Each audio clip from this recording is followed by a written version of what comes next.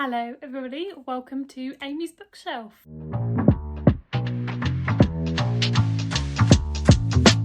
So on Instagram, a couple of weeks ago, last week, I asked for content ideas for YouTube to see what everybody wanted me to do, and a couple of people said they wanted like underrated books, which I always think is an interesting topic because I do talk about it quite a lot, but generally when I post about them, people are always either agreeing, disagreeing, or saying like this isn't underrated at all, blah blah blah, which I feel like this video is also going to be controversial for the same reason. So some other people kind of said, can you talk about books that you've never spoken about on Instagram before, or like recommend me books I've never heard of? So that's kind of the vibe of this video. So I have chosen 7 books, I think, off my shelf that I hope you have never heard of and that I think you should read. So I'm going to go into a little bit of detail about what I thought of the book, what the book's about, and hopefully convince you to get a couple of books to read. Now, I want to caveat this video by saying most of these books I read a very, very long time ago. Thinking about it, I think most recently was probably 2019, so we're looking at least 3 years, if not more. So if I don't remember the plots of these books, it's not going to be surprising. I have got my laptop as well with my reviews and with Goodreads to give me a bit of a reminder of what the books are about and what I thought of them when I read them, and hopefully that will be enough information. But all in all, you don't really need to listen to what I'm saying, just listen to the titles, go check them out for yourself, and hopefully, like I said, you'll find some new books to read. And I hope that you have not heard of most of these. If anybody wants to comment and said they say they've heard of every single one of them, I will be shocked, but also impressed. So please let me know if you are one of those people. Okay, so I'm going to start off with this little book. So this is called Jonathan Livingston's Seagull, and it's by Richard Bach. As I will go into it in a minute, there's also pictures in here, and the photographs are by Russell Munson. So this actually I don't think is that unknown. I have looked quickly at the Wikipedia page of Richard Bach. I don't know much about him, I only know that he wrote this book. This is one of my mum's favourite books, and she gave it to me when I was like 16, maybe even younger, 15, and I read it then. So I read this basically 10 years ago, that's what I'm saying. But I remember really enjoying it, and I actually remember reading it out loud, which I know sounds a bit strange, but it's from the perspective of a seagull, or Jonathan Livingston's Seagull, and it's all about him learning how to fly. So obviously there's a story with words, but there are also, like I mentioned, pictures from the photographer that basically just aid the story and give you a bit more of a visualization. So I think it's really interesting as a book because it's unlike any other book I've read. It's not obviously like a graphic novel, but it's also not like middle grade or children's books. So it's kind of unusual that you get this many pictures in an adult book, and because again it's from the perspective of a seagull, I think that's really fascinating. Very much like magical realism, along the lines of Lily and the Octopus, or Grief is a Thing with Feathers. Oh my god, maybe I should do a series of like books that are narrated by animals. That would be really interesting. I'll give it a think. But yeah, I think this one is definitely worth the read. Sorry, there's a really big reflection on that. I'm literally right in front of my living room window. But yeah, I think I can probably hazard a guess that you've not read a book like this before, but please do let me know if you have read this. I hope you haven't, because I hope you haven't read any of the books I'm talking about today. But yeah, let me know if that piques your interest, and like I said, I think it's just really different, so why not pick it up? Plus it's 93 pages, and that includes the pictures, so we're probably looking at like 50 pages of actual words. You can easily read it in an afternoon. Worth checking out. And then next up we have The Magician's...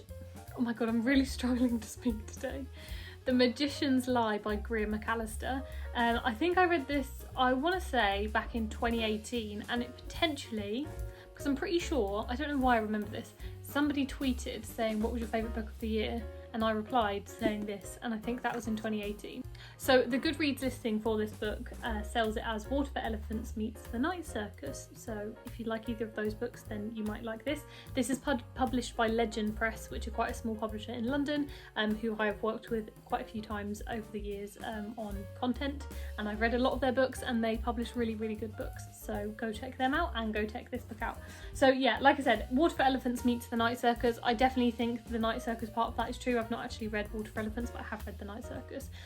In that it's, you know, there's magic, magicians, magical realism, there's a sense of mystery, and I think in that respect they are quite similar. So it's basically about a female magician who whose trick is to saw people in half, and then one night her husband is found dead, and there's a big investigation into whether she killed him, whether it was all a big show for her to be able to get away with murder. So I think firstly it was really cool that the protagonist was a female magician. I think because it's set a little bit in the past. I'm trying to... When was it set? It says historical fiction, but it doesn't actually say... Hang on, let me look at the first page. It might have dates on it. 1905, yeah. So I think from that point of view, it's really cool that it was a woman, because obviously that was 100 years ago, or over 100 years ago, and probably more unusual to see a woman commanding a stage in that capacity. So it was really cool for that, and then it was just really cool because it was like murder mystery elements.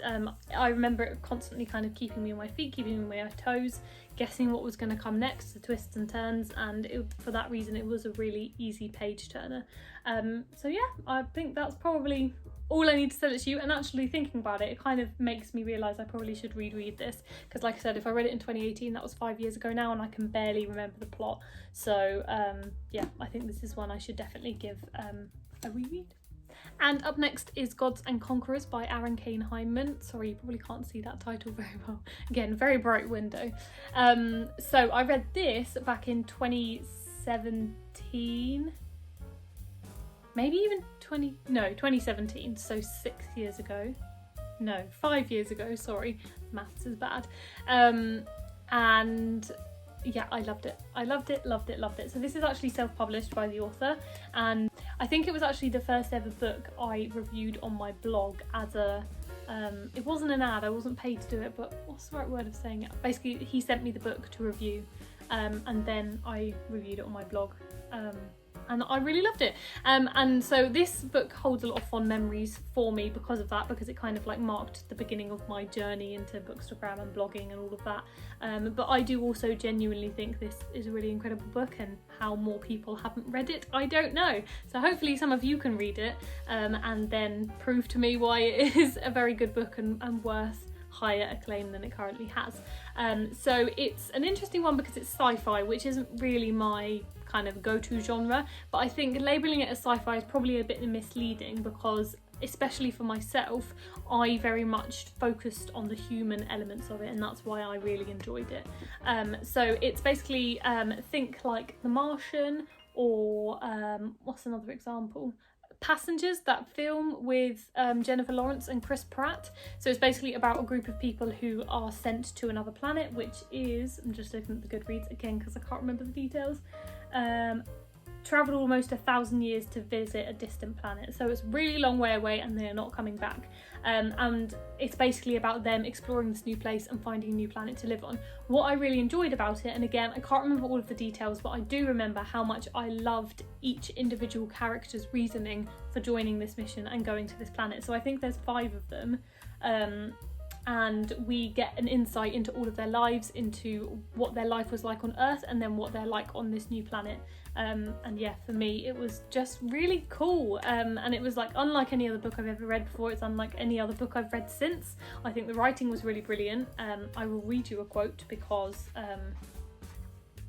I really love it, and I am the kind of person, I'm just a sucker for good writing. I've said this before in other videos, but like honestly, the plot can be garbage. If the writing's good, I will give it 5 stars.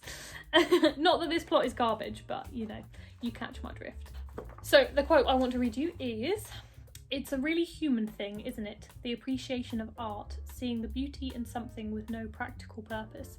It holds no key to our survival, it doesn't help us to eat or mate, but we love it anyway. And unlike life, it has a knack of being joyful even when it's sad or angry." just really liked it. Again, I'm a sucker for good writing, so yeah. For that reason, I think you should go read this book, Gods and Conquerors by Aaron Kane Hyman, and because it is self-published, the author will really, really appreciate anybody who purchases this book. So even if you think you might like it, or you think you've got a friend that might like it, I would really encourage you to support the author and go get yourself a copy. Okay, next up is What Happened That Night by Deanna Cameron.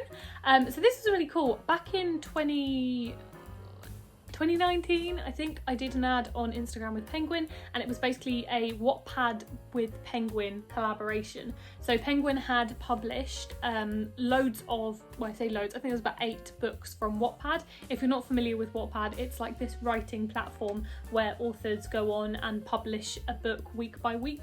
So this is a thriller, and this was one of the ones I read for that. The other 2 were Cupid's Match and I'm a Gay Wizard, both of which were really good, but this one in particular really, really stuck with me. So it's a thriller, and it is about 2 sisters, one of whom is accused of murdering their next door neighbour, and it is essentially about finding out whether it happened, what's true, who did what, how he ended up dead, etc, etc. I won't go into too much of detail because obviously, firstly, I don't remember, and secondly, because it's a thriller and I don't want to spoil things, because I feel like thrillers are very easily spoiled, even with tiny details. But what I really loved about it was I was going into it expecting this sort of tense page turner, which it definitely was, but it also had these really quiet and, I think, powerful moments about sexual assault, and especially in light of things like the Me Too movement. I think this book is a really powerful story to tell with regards to that. So yeah, I really loved it for that. And it's a thriller that I always tell people to read because I think it's so underrated. I've just looked on Goodreads. It has 763 ratings. So I feel like it should be on at least 1,000. We can get it there. If you want a new thriller to read, then read this one. It's perfection, and then let me know and we can discuss afterwards. Let me know how you're doing so far. I've done 4 of these books, so we're over halfway through. Let me know if you've actually heard of any of them so far. And yeah, like I said, I will be impressed if somebody has heard of all of them. So next up we have Trouble is a Friend of Mine by Stephanie Tromley. Now, out of all of the ones I've chosen, I think this is one I can remember the least about. What I do remember, it's a mystery, and it's YA because I'm pretty sure I bought it at YAUC. If you don't know what YAUC is, it's the Young Adult Literature Convention, which is held in July in London every year. I've only been once, and it was in 2015, probably. And I'm pretty sure I picked this one up there. So yeah, like I said, it's a mystery, and its protagonists are 2 teenagers, one's a boy, one's a girl, and they basically team up to solve this mystery. I honestly can't even remember what the mystery is. I don't think it's a murder mystery. Bear with, let me read the blurb quickly. Related to an investigation into the kidnapping of a girl from their high school. A kidnapping that may be connected to the tragic disappearance of Digby's own sister 8 years ago. Okay, there you go, not murder. My one comparison that I think will convince people to read this book is the dynamic between the 2 protagonists is very similar from what I can remember to A Good Girl's Guide to Murder. So if you really like Ravi and Pippa in that series, and how they bounce off each other, how they help each other out and eventually help each other to solve the mystery, from what I can remember, this is very similar. So I think for that it should be a really compelling read for anybody that picks it up. And yeah, I just remember really, really loving it. So I feel like I'm being very vague, but it is because I don't remember all of the details of the book, and I think that is basically good enough reason for me to say to myself I should reread all of these. But yeah, this is definitely one I would recommend. Okay, penultimate one is The Square by Rosie Millard. This is also a Legend Press book. So this I read in either 2017 or 2018. And again, it was one I was sent by Legend Press to review, and again, I just really liked it. I have since spilt an entire cup of tea on it. I don't know if you can see that. So it's in pretty bad state. Maybe I should buy a new copy to support them and also get myself a better. Yeah, it's not it's not great. But yeah, I did really, really enjoy this book. So it's set in the square, so it's a really cool cover. It's basically all these houses, so imagine just an estate, and you know, a square of houses. And what I just loved about it was just so real. It was just this group of people complete melting pot of human beings from all walks of life, all different opinions and all different personalities, and just essentially about life on their street. From what I can remember, the plot isn't actually that important. What really makes this book compelling is all of the individual characters. So we just get a little snapshot of their lives, of their relationship to each other, of their opinions of the world, and also the people in their street. And I really loved it for that. I would just remember it being quite heartwarming, funny, quirky, and yeah, and again, similar to a lot of these books, it's kind of unlike any other book I've read. And so I really enjoyed it for that reason. This one also only has 150 ratings on Goodreads, which I think is a travesty, and we should definitely give it more. So yeah, I would highly recommend you go get a copy. And the final book I have is the Patriot Cipher by Sean McCutcheon. This again is a thriller. Again, I don't remember much of the plot. I do remember one thing, which I'll come on to in a minute, but I'm just looking up now. So I read this back in, it says 2021, but I think that's just when I edited a review on Goodreads. It was 2019. I read it in 2019.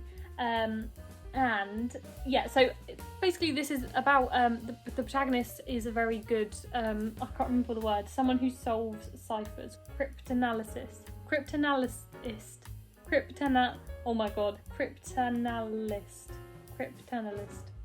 wow, someone who solves ciphers. And ciphered threats keep coming in and he keeps solving them, but basically the ante is upped every single time one comes in, and it gets to the point where it's very much life or death, and they need to be solved. Again, because it's a thriller, I don't really want to go into too much detail, but from what I can remember, it does involve a plane potentially being hijacked, and again about this cryptanalyst trying to solve these ciphers in order to save the world, to be dramatic about it, but let's say that. And yeah, going back to what I said earlier, the one thing I do remember about it is I didn't love the ending. That doesn't mean you shouldn't read this, and that doesn't mean I don't think it's worth reading and I wouldn't read it again, because I loved the build-up. I thought the build-up was really great. It was fast-paced. I was hooked. I really wanted to know what was going to happen. I didn't love the ending because I don't think it's what I would have chosen if I'd written the book. I remember speaking with the author about it, because this is either self-published or indie published, I can't remember, but again, it was a review copy that I was sent by the author. And I remember discussing it and saying I didn't love it, and then basically saying fair enough. But I think it's one of those things where when it's a thriller, your mind is racing. It's trying to like build this massive map of everything that's happened and piecing things together. And is that a red herring? And is this person guilty? What's happening? You know, it's going 100 miles an hour. So you are always going to form theories about how it's resolved at the end, and I think because I had formed those theories and then it didn't meet my expectations, I was disappointed. That doesn't mean it's a bad ending, it just means it wasn't what I would have chosen. But again, I would love to know if anybody else has read this, or if you do plan on reading it or are going to read it based on this video, please come back and tell me what you thought, because I would love to discuss it. But yeah, again, I feel like I'm a bit of a broken record, but I will say it again, it's just unlike any other book, it's unlike any other thriller I've read, and I really appreciated it for that. I think if you're a prolific reader, it becomes hard to find unique books that you've not feel like you've read 1,000 times before. So yeah, it was great for that. Okay, I hope that you've not heard of any of these, but please let me know if you have heard of some of them, what you thought, whether you are going to read any based off this video. And as someone who talks every day about books, I hope that I have opened your eyes to some new titles and ones that you might pick up.